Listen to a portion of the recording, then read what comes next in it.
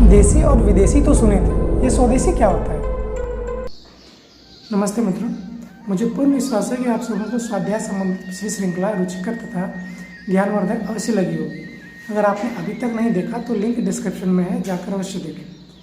वैसे मैं टेक्निकल स्तर पे चीज़ें और बेहतर करने का निरंतर प्रयास कर रहा हूँ ताकि आप तक अपनी बात और इंटरेस्टिंग वे में पहुँचा सकूँ। और हाँ, जब तक ये प्रश्नोत्तरी आरंभ करते हैं तब तक आप लाइक, सब्सक्राइब तथा बेल आइकन अवश्य प्रेस कर लें ताकि आप भी मेरी तरह स्वदेशी का समर्थन कर सकें। तो आइए प्रारंभ करते हैं। देखिए, स्वदेशी को लेकर जो थोड़ी बहुत समझ मेरी बनी है, इसका पूर्ण श्रेय श्री राजीव दीक्षित को जाता है।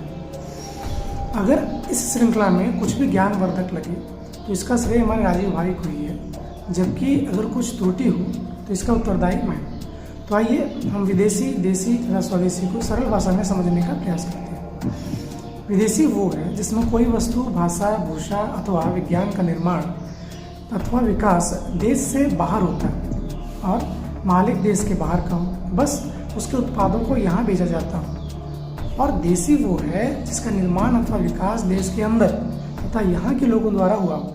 तो फिर स्वदेशी क्या है? मुझे तो स्वदेशी तथा देसी दोनों एक सा ही लग रहा है। नहीं, दोनों एक सा नहीं, दोनों में सूक्ष्म अंतर है जिसे समझने की आवश्यकता है।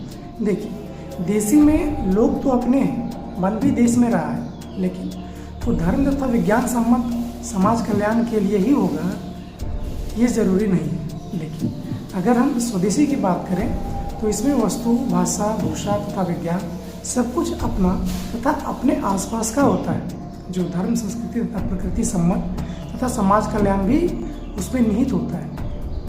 पूरी बात समझ नहीं आई, थोड़ा और स्पष्ट करिए। इसको उदाहरण से समझने का प्रयास करते हैं। अगर आप पेप्सी, कोला, थम्स अप आदि पी रहे हैं तो देश का पैसा विदेश भेज रहे हैं। अगर फ्रूटी रसना आदि पी रहे हैं तो देसी पूंजीपतियों को पैसा दे रहे हैं। परंतु अगर आप नारियल पानी या गन्ना, शिकंजी, मौसमी आदि के जूस या लस्सी, छाछ आदि पी रहे हैं तो ये स्वदेशी है और आपका पैसा किसी ज़रूरतमंद के पास जा रहा है।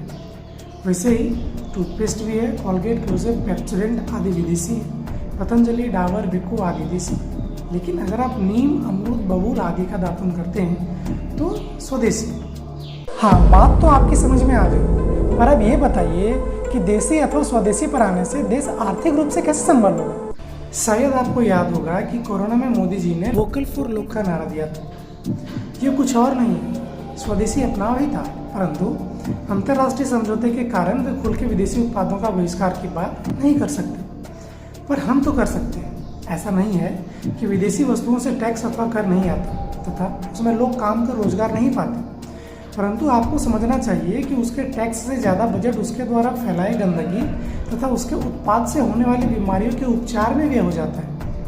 और विदेशी मालिक होने के कारण उसका मूल प्रॉफिट देश के बाहर चला जाता है और आपके स्वास्थ्य से भी उनको कोई लेना देना नहीं, और ना ही उनको, जिसको आप हीरो अथवा आदर्श मानते हैं, जो विदेशी वस्तुओं का विज्ञापन कर आपको लुभाते हैं। शायद आपने ध्यान दिया हो कि एक और कपिल के शो पर आलिया जी सफ़ेद चीनी खाने से मना करती हैं, दूसरी ओर चीनी से बने उत्पाद का विज्ञापन भी करती हैं। सोनम कपूर वेगन है, वहीं उनके पिताजी डिलीशियस मीट का विज्ञापन करते हैं।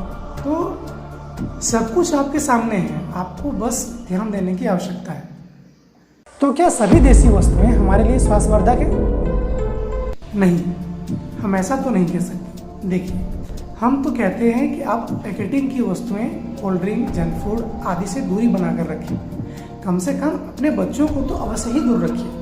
परंतु यदि आप खाकर बीमार होने की सोच ही लिए हैं तो कम से कम देसी कंपनियों के उत्पाद का प्रयोग करिए, जिससे देश का पैसा तो देश में रहेगा और लोगों को रोजगार भी मिलेगा। अरे हाँ, यदि आपको सच में रोजगार चाहिए तो स्वदेशी अपनाकर रोजगार देना प्रारंभ करिए।